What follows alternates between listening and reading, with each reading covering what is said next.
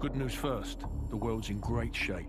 We've got a civil war in Russia, government loyalists against ultranationalist rebels, and 15,000 nukes at stake. Just another day at the office. Khaled al-Assad, currently the second most powerful.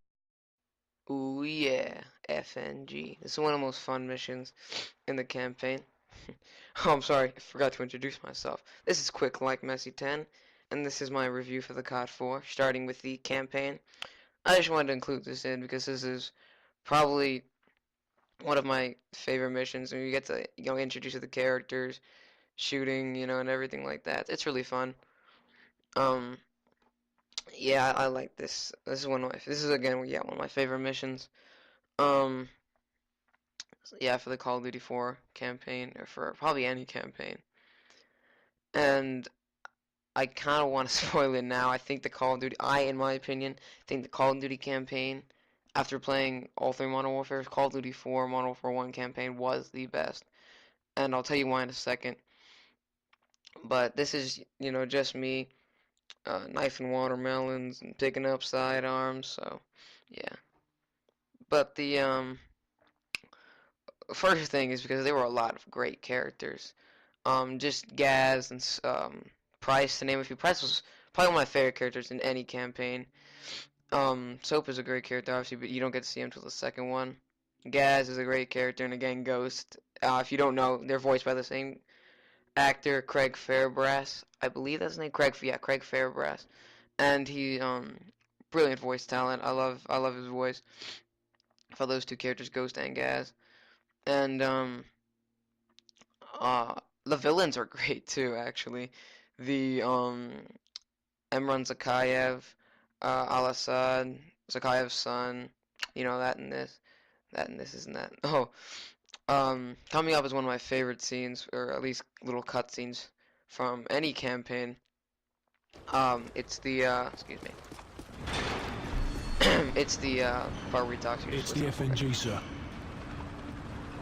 Go easy on him, sir. It's his first day in the regiment. Right. What the hell kind of name is Soap, eh? How'd a muppet like you pass selection? Because I'm awesome. Soap, it's your turn for the CQB test. The CQB test. This is probably one of my favorite, things in the campaign is the CQB test. And again, I cut out the audio because it was just messed up. CQB test is awesome. He says the squadron record is 19 seconds. When I recorded this, I just did a few as many runs. Yeah, I did like 5 or 6 runs. And I had like a 19 and 18 point something and 18.1 or something. And then my best run is what you're about to see is the 17.9. So I believe this is my 17.9. So I rush down, take that out. I was just rushing. Let's see. Throw that flashbang. I'm making great time here. I missed the first shot. I don't know how, but I get out of the door nice and quick. 17.9 seconds. Hey guys, I'm back. This is Quick Like Messi 10. That was just a little intro to my commentary or my review about COD 4. First thing I want to talk about, like I said, the villains and characters were great. Captain Price was one of my favorite, absolute favorite, what's it called, characters in the game. Sorry about the little stutter there. And Al-Assad was one of the best villains. I don't like Makarov. Al-Assad and Zakayev were the two best villains in the Modern Warfare campaigns. Brilliant villains. Well done. Ruthless. Cruel. Perfect villains. Makarov was cruel as well, but his voice didn't really put serious fear in my eyes. And the story, my goodness, the story was very tight. Just went from mission to mission. Each mission had its purpose, starting with crew expendable and ending with game over. Perfect missions. Each mission was fun. There wasn't a mission where I was bored or I didn't want to do what I was doing. Each mission was fun and it had a purpose. It had a purpose to the story and it was just all fun. Brilliant. Not only that, but the end. It also had my favorite mission, All Gilead Up. Brilliant mission, flashback, yes, but it showed the connection between Zakayev and Price and everyone in the story, how this all happened. Sorry. I'm sorry for that unpleasant noise you had to hear. Not only that, but the story got you hooked, the missions got you hooked, and you were hooked till the end. Because the ending was the best ending, one of the best endings at least. I'll talk about the other games later, but probably one of the best endings in the entire, um, campaign or campaigns for Modern Warfare. Killing Zakayev with a pistol that Price slides to you as he's down, as you're both down. He's killing Grizz. He killed Gaz. You're mad at him. Best ending ever. Killing him and his guard. Just, oh my goodness. I'll maybe post a link to the, yeah, I'll post a link to the ending if you want to see it, because, again, great ending. Intense scene. Yeah, and then it just kind of cliffhangs and ends there.